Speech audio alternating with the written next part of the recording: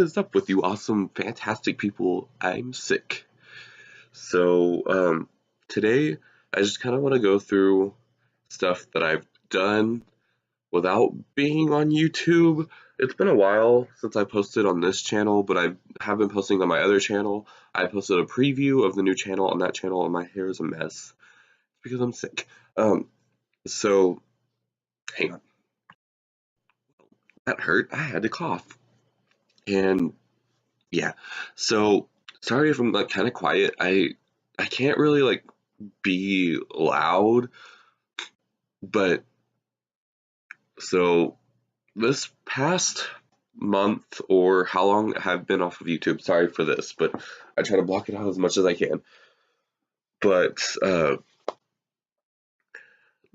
however long I've been off of YouTube, I have learned valuable lessons and have worried about these lessons of like what's going to happen. Like, I mean, it's not like a bad thing, but then it's like what's going to happen.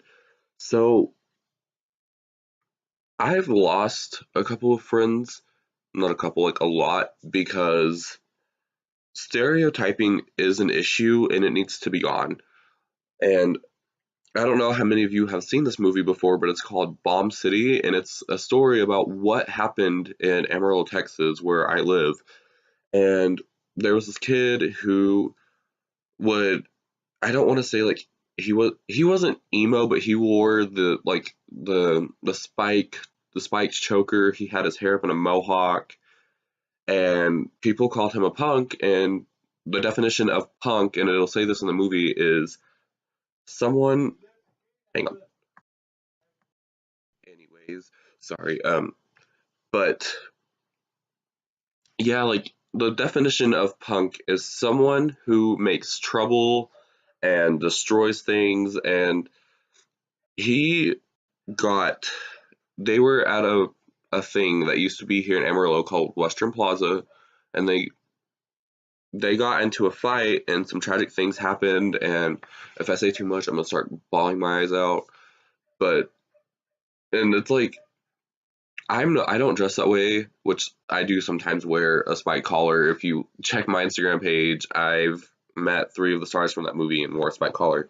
But I've been stereotyped a lot, and it makes me mad because of that movie. Like, I'm not saying it's bad, but stereotyping is a real issue in this world and it needs to be stopped.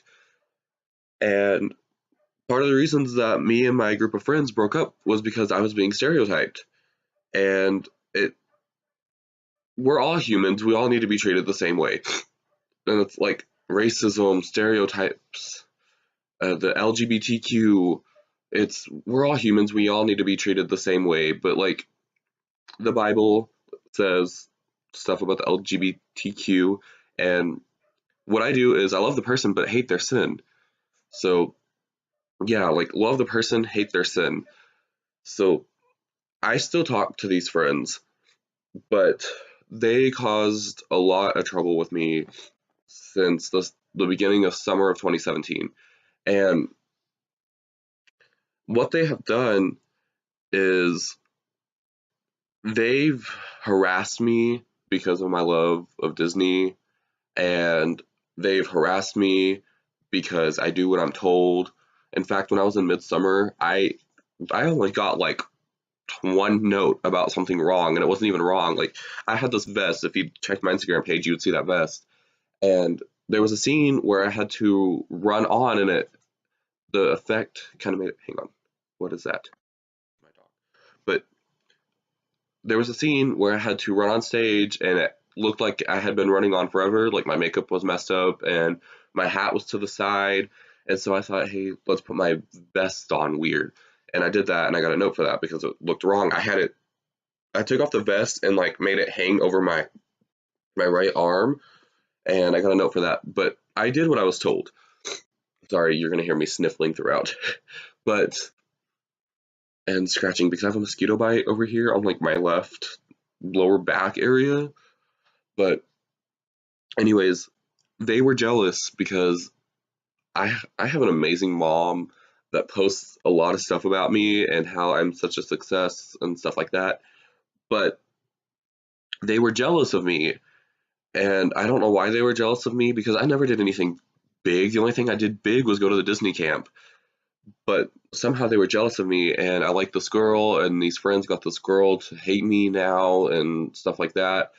So that happened. And then another thing that happened, I talked about Bomb City. Bomb City has changed me a lot. And my mom actually knew the guy that the tragic things happened to. And so it kind of just like stuck with me. Like my mom has been telling me the story since I was like 7 or 8, I want to say. And so like it stuck with me. And right before the movie came out, I started like researching it more and more and more. And I don't know if I was off YouTube by this point. I may have posted another video after video of, or I may have posted videos after this event, but February 9th, 2018 had to have been the best day of my life. It wasn't the best day, but you know what I mean. We, it was, I don't know how to put it, but anyways, I get, those texts like from your local mall that gives you, it might just be my mall, but they had a giveaway for free tickets and to meet, I think, some actors. Luckily, I got to meet these actors later, but if you were the first one to be there or to show the ticket, the text message, you would get it. I called and I was like, hey, I'm in school, but I want to tell you that I've got the tickets right here. And she goes, okay, when you get on your lunch period, go to the mall and get the tickets. So I go to the mall and go up to get the tickets, and the girl goes, hey, sorry, we gave away your tickets. What? They gave away my tickets. If your blood is not boiling yet, guess who they gave it to? A mall employee. A mall employee should not be able to enter those contests. One, they can walk right over to the movie theater and get the tickets. Anyways, that part of the day was just awful. But okay, fast forwarding to the movie part. So I get to the movie theater and like I'm already kind of like shaking a little bit. And like, you know how sometimes they say when a ghost is around, it gets cold? There's just the whole time I was sitting in the movie theater, breezes of cold air would just flow by me, and it was snowing that day, so they couldn't have had the air conditioners on. And so that happened. We watched the movie, I bawled my eyes out, the typical. I get home, I had to go to the hockey game first, and then I get home and I fall asleep, and then I have a dream about this dude. And I don't know if God has given me a gift or what, but I had this dream, and the main character of Bomb City, we were at the mall, and I was dressed in all Panic at the Disco stuff. I had a spiked collar, the spiked bracelet, and stuff like that. And he was with me, and it was like a Panic at the Disco concert at our mall, which, if you know our mall a lot, that would never happen. So yeah, back to the dream. We were heading to the center court to go watch this concert, and I'm talking to this guy, and he goes, I knew your mom, right? And I was like, yeah, you talk to her a lot. And he was like, oh yeah, dang, she was hot. And I woke up. I was shaken. And like the next few weeks, I kept having these dreams about this dude. And then it stopped, but there for a while. And then I don't remember if it was the second night. Yeah, it was the second night of Midsummer, Midsummer Night's Dream. And I've had a rough day. I've had fights with my friends that day, or my ex-friends that I had that day, and I was in a rush to go and get my makeup on because I was almost late. I think I was like 5 minutes late for call time. And so I get home, I bawl my eyes out because I've had a fight with my friends and I fall asleep. I dream about this guy again, and then I kind of wake up for a second, but I'm still, you know how like you wake up but you're still kind of asleep. I was still in this dream and it was very lifelike. Hang on, sorry, I had to cough again. But anyways, I had this dream about this guy and I was still kind of halfway asleep, and I was still in the dream and it was still real.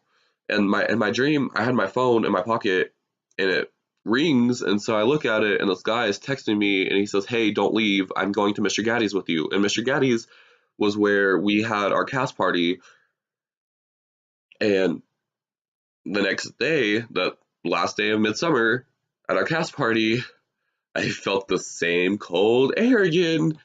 So I don't know whether he's like an angel in disguise or my guardian angel or something, but yeah, like the lesson has just it's flown over my body, and if I ever catch people that I know stereotyping, I tell them off.